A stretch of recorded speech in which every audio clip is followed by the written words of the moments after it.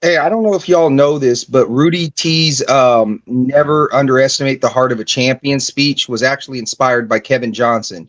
He told everybody that Kevin Johnson said that they have the heart of the champion, and he said Barkley also had a memorable quote, how these guys just keep coming back like cockroaches. And Rudy T said, I decided to go with the Kevin Johnson quote instead of the Charles Barkley one.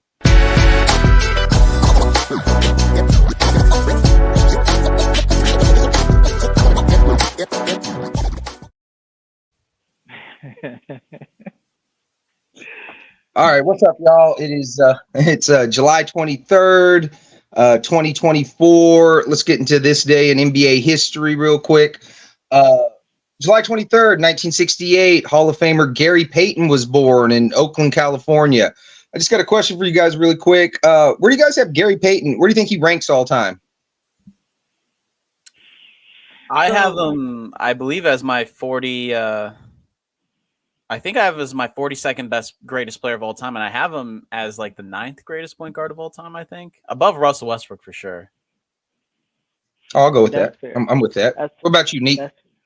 Well, he's in my top 50, I was going to say. And part of the reason he's that low is really because he doesn't really, I don't want to say he doesn't produce offensively, but it's mainly because his focus isn't necessarily offensive. So it's like he's a super great point guard, you feel me?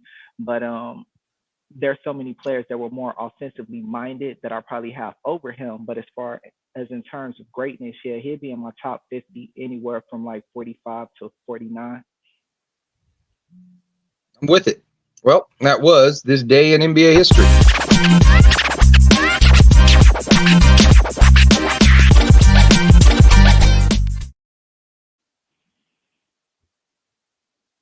So we got a Rudy T interview today. I ended up talking with Rudy T back in, I want to say, May for a couple hours on the phone. He didn't want to do it right away because he had he said he was winning an award. Turns out he won the Chuck Daly Award, which is for great coaching excellence.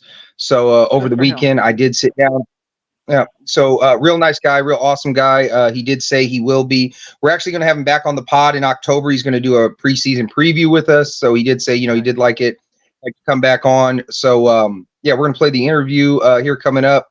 If you guys want to stop it, talk about anything he said, go ahead and we'll see if we can interject or whatever. But let's get into the Rudy T interview.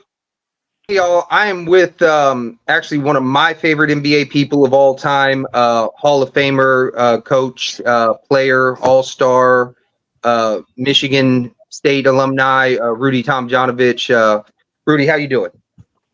I'm doing great. Good to be with you. Yeah, it's good to have you. I want to say this. I respect this man's basketball opinion, probably one of the most of all time, because for people that don't know, he's one of only 3 people ever to be a 5-time All-Star and win 2 titles as a coach. And then if you factor in the 2 titles he won working in the analytics department, that means he's the only 3-level understander we've ever had as far as the math goes, the analytics, understands it from a coaching level, and obviously understands it from a high level as a player as well. Rudy, how do you feel about being the only person to really succeed at those 3 levels that we've had so far? I never really thought about it, but my general feeling about basketball from the beginning and even to today is to stay curious and explore different viewpoints and listen to other people, different points of view. And that way you pick up different things, a lot of things that I didn't believe in before, after, looking at it from different angles, I have adopted. And I still am looking for things in the game. Yeah, I talk to my assistant coaches a lot, and some of them are in the league, some of them aren't, but just talking basketball. Do you, what are some of the things that you didn't believe, but then once you moved into as you're trying to learn, analytics, coaching, wherever, what were some of the things you didn't believe that you learned now to be true? Well, I always sort of believed in 3-point shots, But, I've talked to some people that say, even take a desperation 3 is better than a desperation 2, and then the corner 3, how valuable it is, a couple percentage points around the top of the arc. Yeah, I remember on one of our, when I was working with the Lakers, one of the teams we played had a higher percentage in the right corner than layups. That they scored at a higher percentage on that corner 3 than they did on layups, which was something really interesting. Now, I don't know how many coaches would just say, never rotate off of that guy, because if there's an open guy on top, most people would say, go ahead and rotate. But I would think, in a situation like that, just stay home on that guy in the corner and don't let him, don't run up and let him throw that next pass to the guy in the corner. Right. What I like too, though, is, with your evolution, you're starting to get recognized. Like, I know you're going in the Croatia Basketball Hall of Fame this year, or I don't know if it's already happened. I know that it was announced. I just don't know. I don't keep up with their Hall of Fame when the ceremony is. And then you just got the Chuck Daly Award. You're actually the second member on this show now to get the second Chuck Daly Award. We had Dick Mata on a while back. Yeah. What's funny is some of the other awards, you had guys like, Bill Fitch, who worked as an assistant. He's won the award. What was it? Tex Winter won the award, guy you played for. Del Harris. How much did those and other legendary coaches as well? Because you had, who's Michigan's coach? What was his name? Orr, right? Orr and Strack. But I also had Alex Hannum. Yeah, you had Tex Winter. You also had Alex Hannum. You know what I mean? So I kind of wanted to know, how did those guys shape your coaching? Did you steal anything from them? What did you learn from them? Especially now that you're getting the awards for, like the Chuck Daly Award and things like that. And you went to the Hall of Fame recently as a coach a couple of years back. You could call me Rudy SpongeBob, because I sponged up all that stuff. Every one of those guys I got things from. And, I was really a blank canvas when I came in. I was just a guy who played hard. I practiced shooting a lot, and I could jump for a white guy. I could jump and rebound. I did not know a lot of the ins and outs and fundamentals of basketball. I just played hard. And then once I got in the NBA, I started hearing different things that saved my career. The guy who really helped me, he was not a good NBA coach at the time. It was Tex Winter. He came in after Alex Hannum, and Tex had a terminology for every movement on the floor. Every pivot, all these different things had a name for them. And it became clear to me, and I got some structure out of the game. I was the kind of guy that just wanted the ball so much. If it was on the left side, I'm running from the right side over to the left side, clogging it up because I wanted that ball. And I learned spacing. And, one of the things that I'm most proud of is that I shot a very good percentage, and I'd say the majority of those shots were from outside.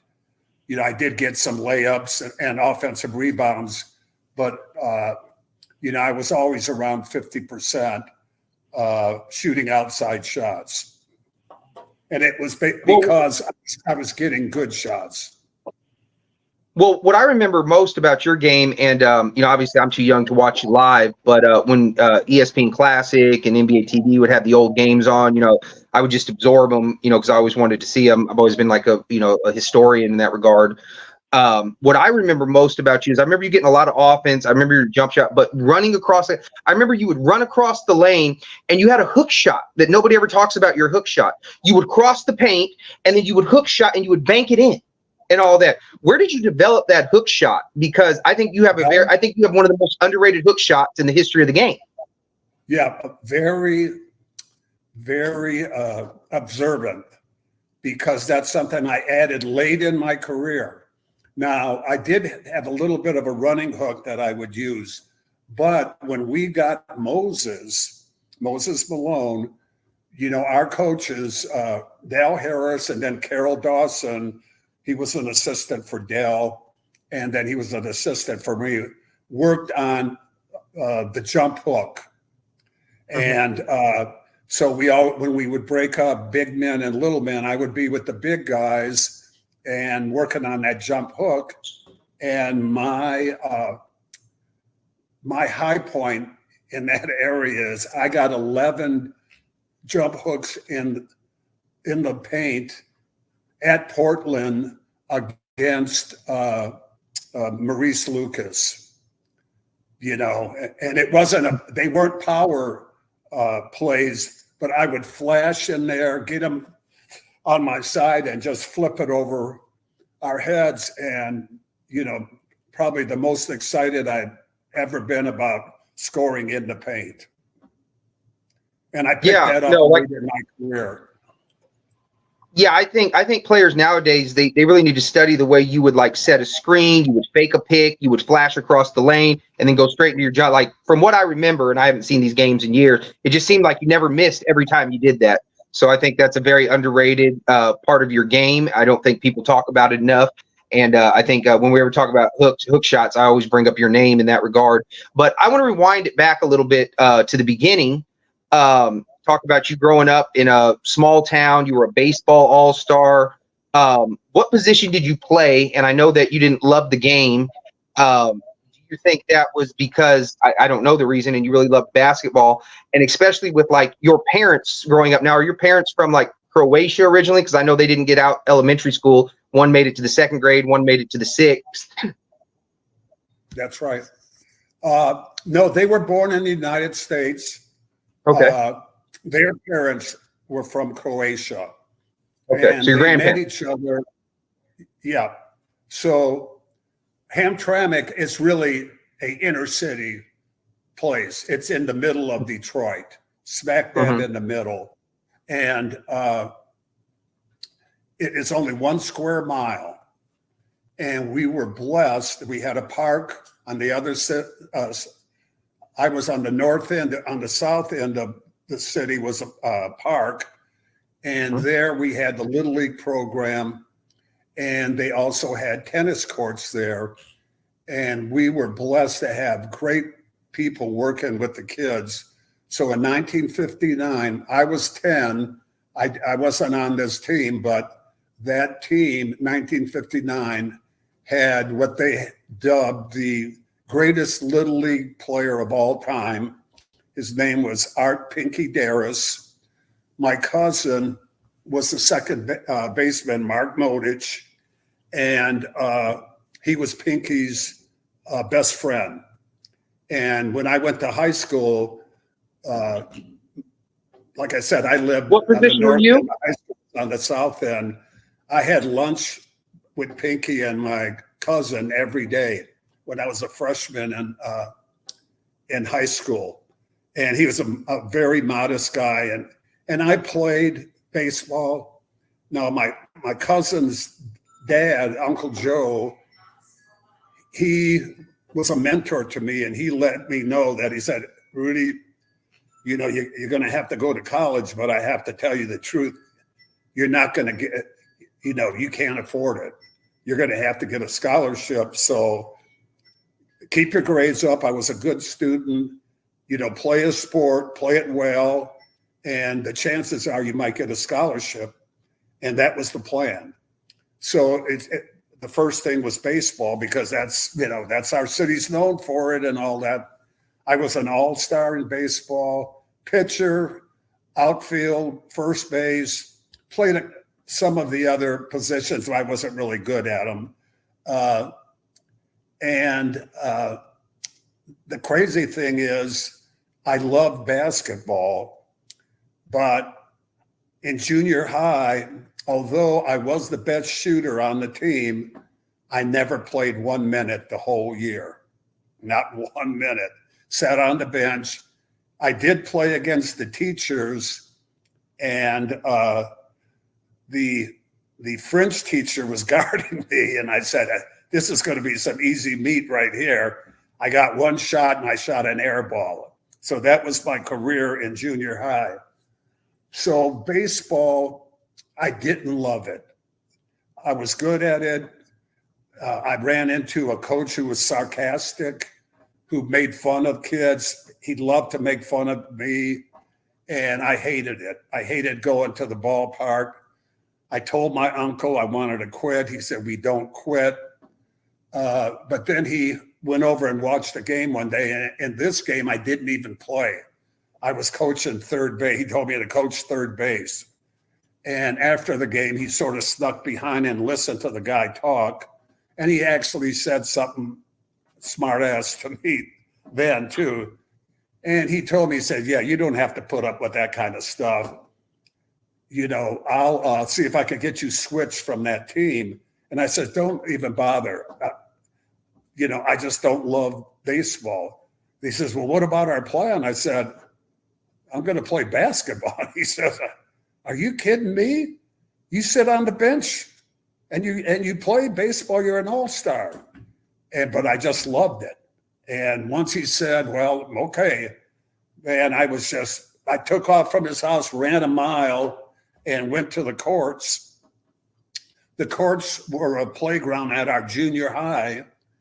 And it was just by luck that the great players in the city found it, because it had baskets that were recessed that went back, you know, L-shaped or 7-shaped, where you just didn't have a straight pole where you get killed going in for layups. So I started in the minor league there, you know, playing with average players.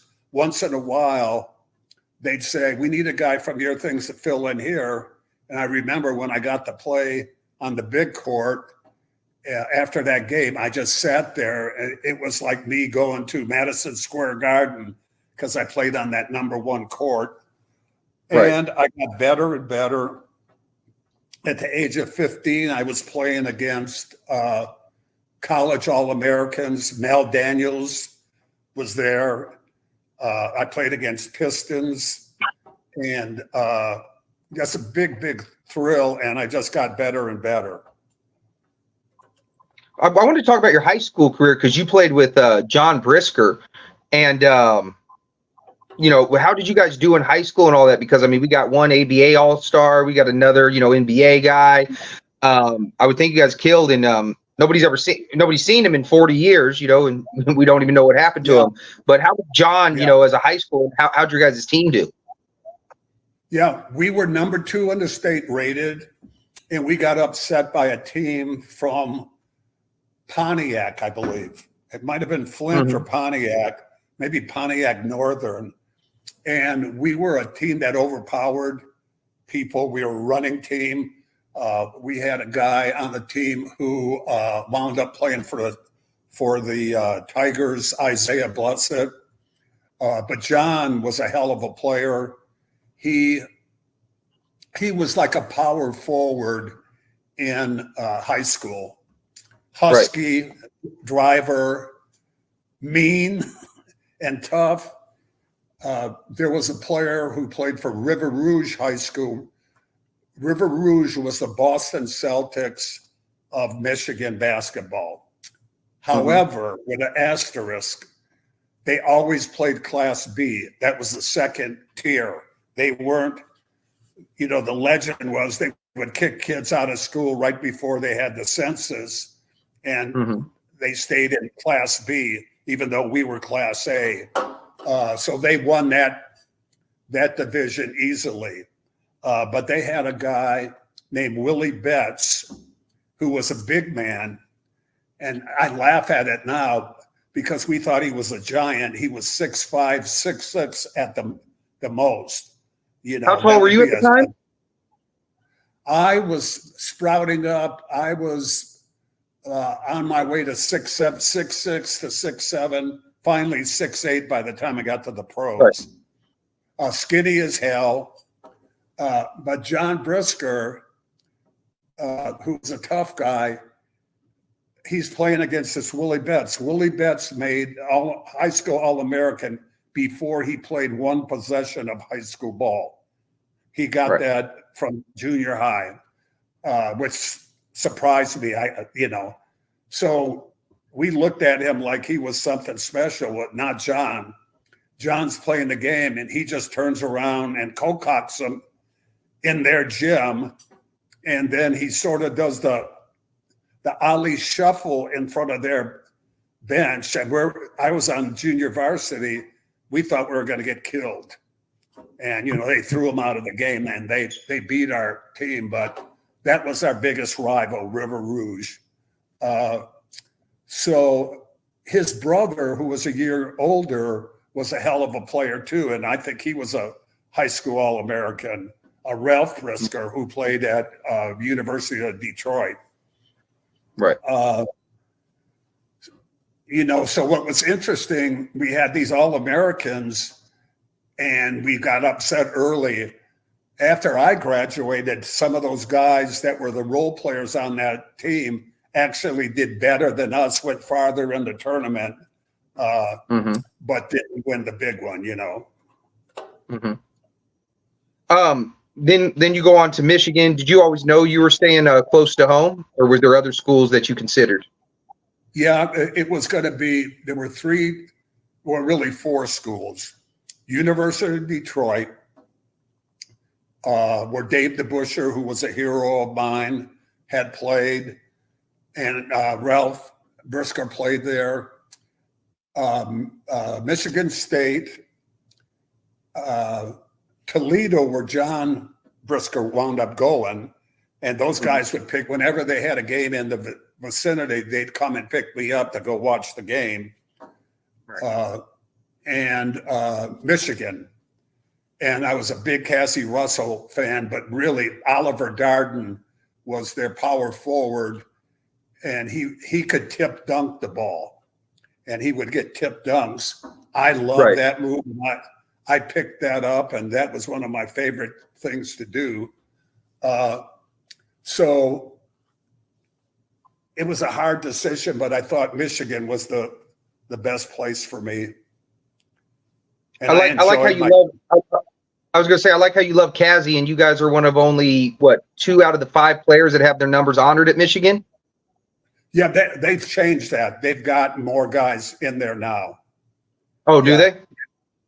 They've got, because I know for a while it was you, Rice, Cassie, and Phil Hubbard, and then what was the other guy? Bill Bunting. I think that was the 5 that I knew of. And all that. Let's talk about your time at Michigan. What I like about you, and it works in your NBA career, although you came in blazing with Michigan, not so much in the NBA, but you were 20-14 the first year, 26-15 the second year, 30-16 by the third year, and you were a 1970 All-American. What were you doing to make those steps to just keep jumping higher and higher and higher? I was a greedy son of a gun, man. I wanted that ball, and I wanted to score, and I loved, I could shoot the ball. I could shoot from outside, but something happened there. I was either a long shot or under the basket, getting a rebound, putting it back in. Once in a while, a drive, but not many. I had a flat shot, and I had a activity class. I was a PE major, so you have all these different sports that you take activity things. So the basketball activity teacher was our assistant coach, Fred Snowden, who was a big-time coach in Detroit, coached at Northwestern, where John Mayberry played. John Mayberry was an all-star baseball player, but he was like the second best player in that league next to Spencer Haywood. And anyway, Coach Snowden told me, why don't you use the bank shot? When you're 15 feet over here on this angle. And I did that in a week. I tied the school scoring record, 48 points. I was as surprised as everybody else because January 7th, 1969 versus Indiana. Yeah, that's right. And I just started shooting them, and it was so easy. Those were areas that I didn't even think about shooting. Now, all of a sudden, I just get it and spin it real hard and hit a spot. And, man, it just opened up my game. So I really credit Freddie Snowden for that. You talked about the 48-point game. Can we talk about a month later, too? What happened on February 4th, 1969 against Loyola when you grabbed 30 rebounds? 30 rebounds, yeah. Yeah, in fact, my first game, I think, against Kentucky, I had 27 rebounds. Which tied the record. Which was the highest, and I still think it stands at Michigan. That was my first game. I was the jumper. I was so damn nervous. I jumped and I blocked. They didn't keep blocks, but somebody broke the tape down and said I had 13 blocks against Kentucky, and they beat us like 20-something. And they were a machine, and they outclassed us. But I had jumped so much that my arches, both of them, I had plantar fasciitis in both my feet. I couldn't hardly put them in my shoes. So a couple days later, we were in Detroit, and we're going to play against Ralph Brisker. And, I'm there, and I don't think I can play. So my high school coach says, go get him out of the locker room. And I go out and I talk to him. He said, what do you mean you ain't playing? Look at all these people coming in here to see you play. And so I decided to go in and get shot up in my foot. And that first game I played against Kentucky, like I said, I was so hyped up, and I got one of those 27 rebounds was a jump shot I took from the free throw line, but it didn't hit the rim, and I got the rebound at the free throw line. Now, how hard did I shoot that damn thing? Right. And shot right back to you. Yeah, I used to try to jump real high on my jump shot, but you're not going to have a touch if you jump so high. So in this game, luckily they were playing a zone, and I could move around. If I didn't really flex and jump too much, I could play. And I shot the ball really good, and I learned about my shot. Like I said, I used to just play, and I wasn't cerebral about the game and all that. And all of a sudden I says, God, if I don't jump high, man, my outside shot is a lot more solid. So that was a learning experience for me. Right. And then you got so good, you actually went second in the NBA draft in 1970 over at Hall of Famers like Cowens, Maravich, things like that. You played one season in San Diego. I want to talk about, how basketball is in San Diego, but I mean, you were 5-5 on like 38% shooting. You're only playing like 13 minutes a game. You're behind the rotation, guys like John Block. But then the next year when you guys moved to Houston, I mean, you go from to 15-12 on 50%, 19-12, then you're up to like 25-9 on 54%. Can you talk about your evolution? Was it just you getting better? I mean, the move to Texas, that winter. So I was getting calls from all kind of agents all over the place. And one agent said, I'll meet you down at the Piston game. And anytime I could go to a game, I'm going, And so anyway, I talked to him, and he said, there's going to be a merger. And what do you think you're worth? So I really didn't know. And I didn't even care about that kind of stuff. I just wanted to play in the NBA. So I threw a number out there, and he said, I could get you that. And he says, but you have to sign before the draft. And I didn't understand. You know, he says, if you don't, you're going to wind up getting locked out because they're going to have a merger and you're going to have no bargaining power. Right. You know? So anyway, I go home, and my father, who didn't know anything about sports or anything, he says, how do you feel about that guy you talked to? I said, I don't trust him. I don't trust him. So he called the coach. The coach got me involved with a couple, what you would call business attorneys. You know, they weren't agents or anything. They heard the story. He says, yeah, anybody can get you that. That guy's not a special guy. He says, we can go there if you trust us, you know. So we went before the draft to talk to the NBA. And so the contrast in this was just amazing. So we go to Madison Square Gardens up in the, you know, the high rise in a beautiful office and talk to one of the founders of the league, Eddie Gottlieb, you know, getting old, but he was a very happy, respectful guy, made me feel like $1 million. And my agents went in there and took hours to just read the contract. In fact, told them that their contract had some clauses in it that weren't airtight for them. And then we talked the money, and they says, that's a possibility, you know. But I felt leaving there very respected and all that. So now we go and we drive to the other side of town. It was a good neighborhood, but it was one of those brownstones. And we go in to the basement apartment there, and for the ABA. So the Utah Stars drafted me first there, and the coach is there and the general manager, and then they have this little guy who was in a bar stool, but he was very short. His feet weren't touched, you know. He was like a little kid sitting in a thing, and he was their financial wizard.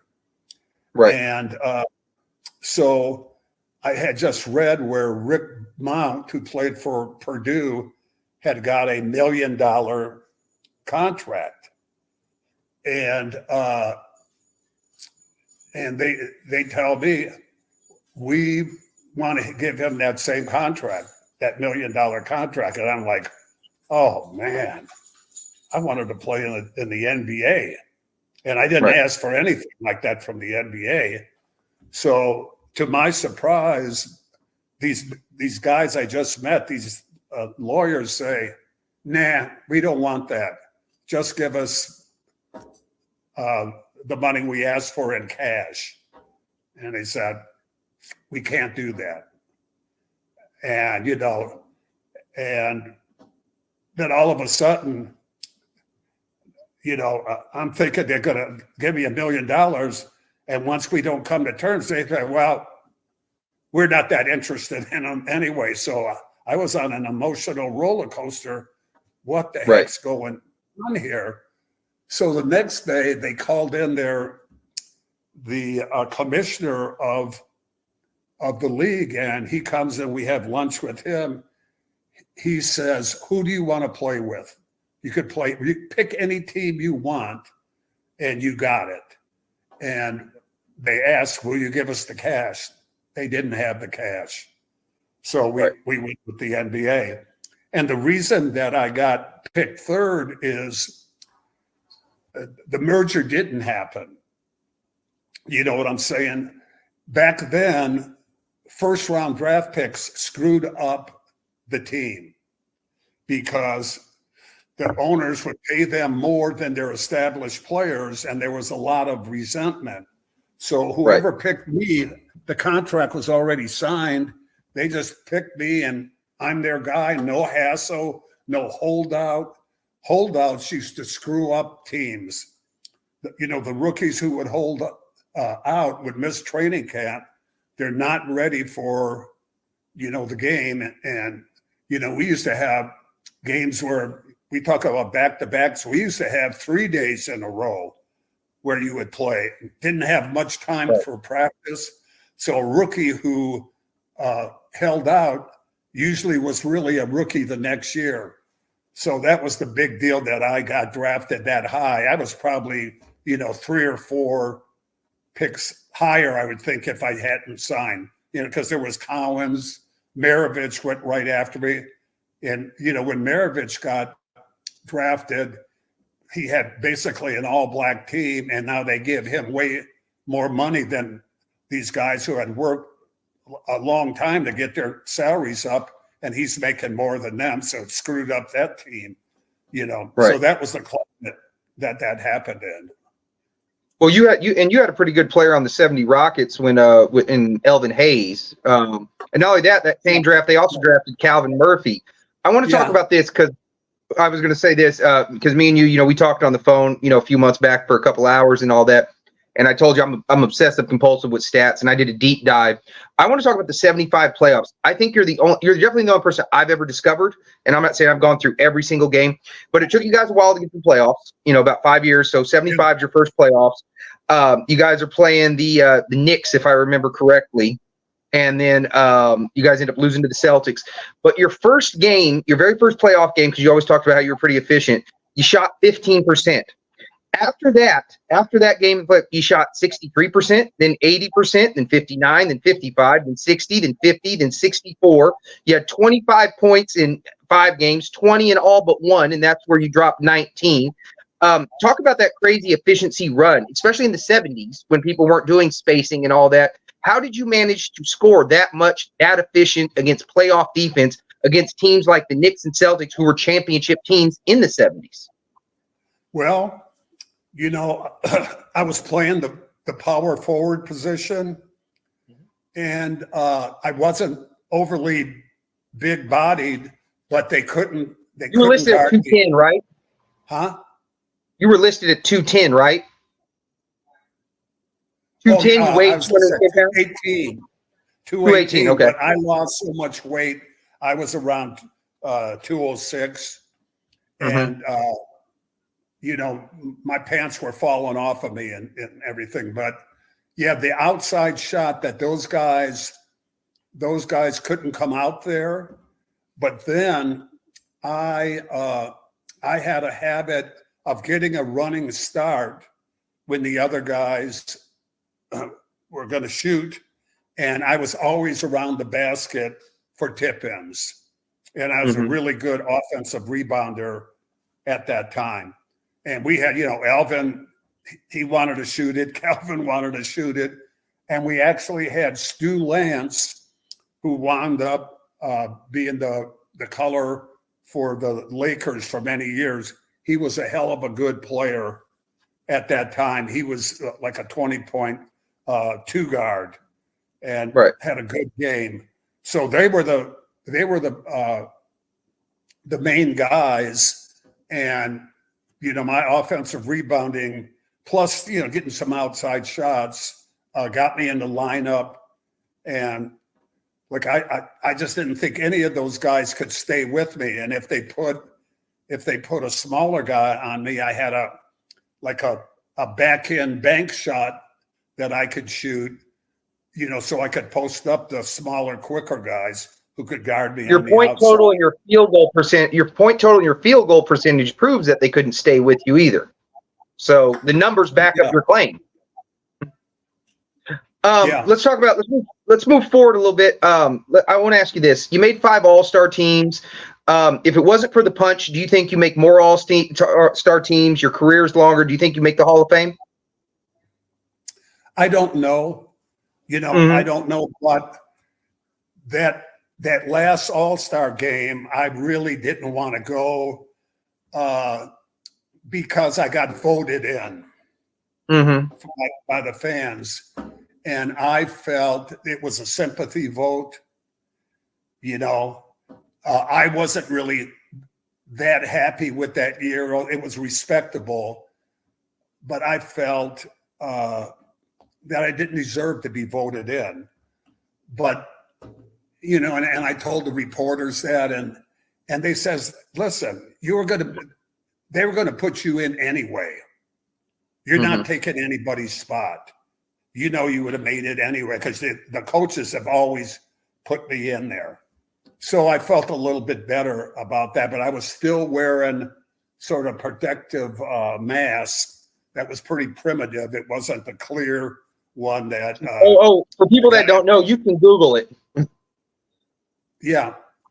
And that was my best All-Star game. And it was played in Detroit, you know, back by Hometown. my hometown. And I was playing with Dr. J, and he made some great passes to me. I think I made one of those running hooks and made a couple outside shots. So really excited about that game. That was the game Mata coached, right? Mata was your guys' coach? I think so, yeah. Yeah, that was the game Mata coach. Yeah, we talked about it before. Let's talk about the very end of your playing career, that 81 run, only team ever to be under 500 and make the finals. Can we talk a little bit about that run? You guys beat the defending champs. You guys held Larry Bird to his worst shooting percentage. Can we talk a little bit about that run and what happened there and how you guys all clicked? Yeah. Well, I got hurt that year. I had a damn nagging calf muscle kept going out, and I wound up, and we weren't having a real good year, but you know, we won some games at the end and wound up making the playoffs, I think on the second to the last game, and I was in and out of the lineup. So Dale Harris was a coach, and he was going to go with he called it the Water Buffalo lineup with Billy Pulse and Moses, two big guys. And then he went with the high school guy, Bill Willoughby. And I thought, you know, I get healthy, I'm going to be in there. I could play with any of those guys. Well, he saw me working and all that, and he just told me, don't get your hopes up. I'm going to go with these guys, which really hurt. Now here, finally, all these years now, we finally get to, you know, go in there. But, you know, I respected him for it. He told me that. I don't know why he told me, because something could have happened, you know, and but I learned that, you know, if you have an idea and a plan and you sort of stick to it, it can work, even though I was, you know, a loser in that deal. So yeah, it was a good lesson to be learned, you know. And I believe I retired right after that. I had 2 years left. I figured they were going to stick with that because they had success, that we were going to have to move. I was blessed that I stayed with one team for so long. And it was exactly what I needed. I like to be pushed like that. And I had no doubt that I would have come back strong. But I looked at my kids, and you know, I had 2 more years left on my contract. And I just said, I'm going to see if we could do a deal that I would give them 1 year back and take another one without playing, and see if they would go for that. And they did. And so sort of bought me out, and didn't know what was going to happen. And, you know, about a quarter of a way into that next season, Carol Dawson came up to me and he says, I need help, man. We're going to ask the general manager if we could hire you to be a scout. Would you do that? I said, shit, I'd love to do that. And that started my basketball, you know, getting into that side of the game.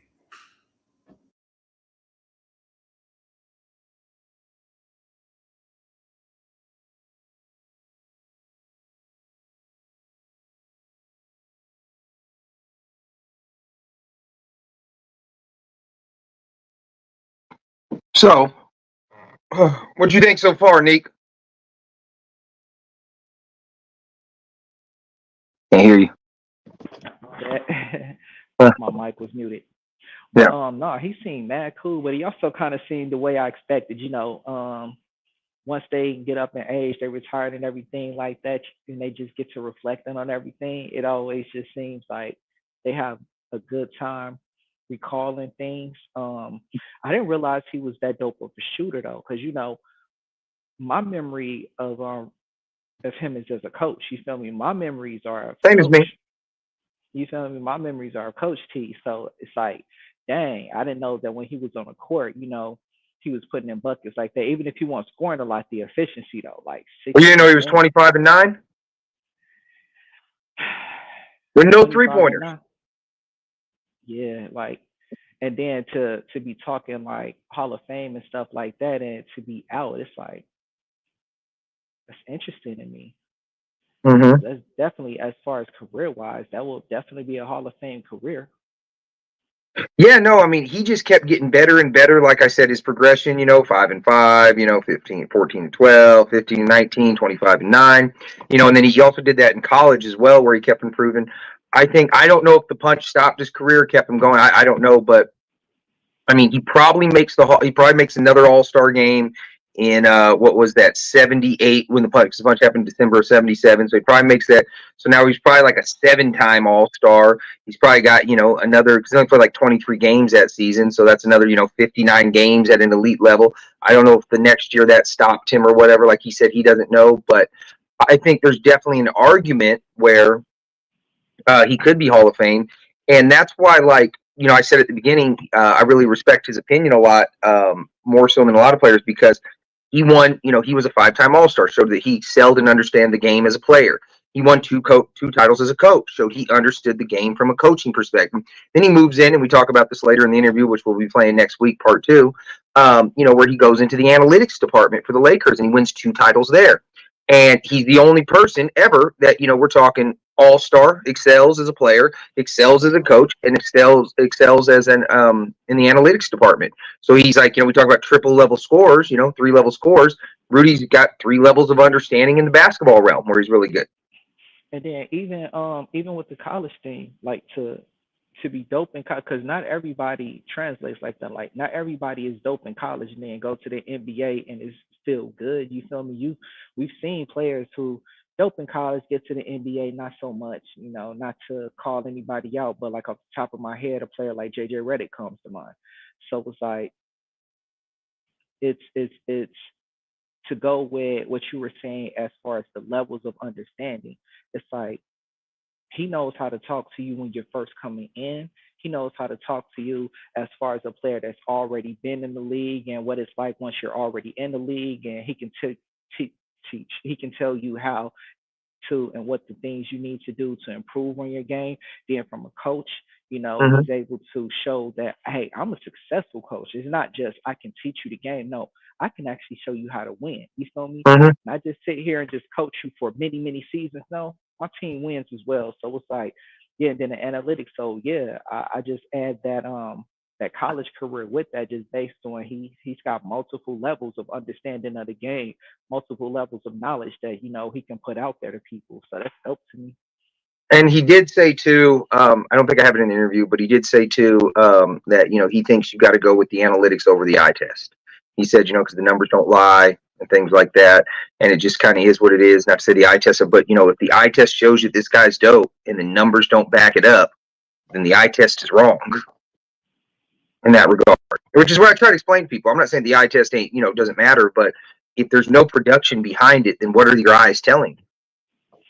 Yeah, I mean, I do have some pushback on that, not necessarily towards him because, like, his experience is his experience, but I am under the impression that sometimes numbers too can lie. It's less likely that the numbers are going to paint a false narrative than like the eye test. So I give you Mm-hmm. that, but I do not agree that numbers never lie. I do feel as though stats can be juked. I do feel as though there's a way to like Westbrook. Westbrook comes to mind. You feel me? His numbers make him look like, as far as the triple double thing, makes him look like he's probably the best player in the league or one of the dopest players. And like Westbrook probably don't even crack the top 20 for most people. Well, actually, see, that's where the numbers don't lie in Westbrook, because he's inefficient from 3. He's inefficient from 2. He's inefficient from the field. You know what I mean? It's where more so the highlights, the dunks, the passion. I think that's where, like, because people rate Westbrook over. He's got the heart. He's got this and that. Yeah, but the production does not match in that. He just shoots a lot. You know what I mean? And then you know what I mean? It's just what's the word I'm looking for? I don't even know how to say this, but yeah, it's the inefficiency. So the numbers don't lie. Like the raw numbers of 31, 11, and 11 looks great. But then when you look at the whole picture of the numbers, you know, the blocks are low, the offensive rebounds are low, especially for as many shots as he misses and all that. And then that's where it comes, the inefficiency as well. Because generally speaking, most NBA players are going to put up good numbers if they shoot the ball 25 times. I would hope. good raw numbers. People are going to put up good raw numbers. People are going to score a lot if they're shooting 25 times and all that. So I don't know, but we're out of time and all that. You got anything else you want to say, or you want waiting for part 2? No, I'm waiting for part 2. I got you. Well, let's go 0 to 200. Finish, please don't make me laugh with that half-ass gimmick. I'm about to get mine and it's about time. Call us Grindhouse, everybody in a house grind. I'm just doing me, I ain't trying to outshine. Trying to kill my vibe is how you get outlined. I don't do it for the views and the likes, boy. I'm just giving you what I wrote last night, boy. I don't care if it isn't what you like, boy. My flow is fucking awesome, ain't it, white boy? Yes, it is, B-Dot. So we'll be back next week with part 2 of Rudy T. So please like, subscribe, share, do whatever y'all got to do if y'all like the interview. Till then, we out.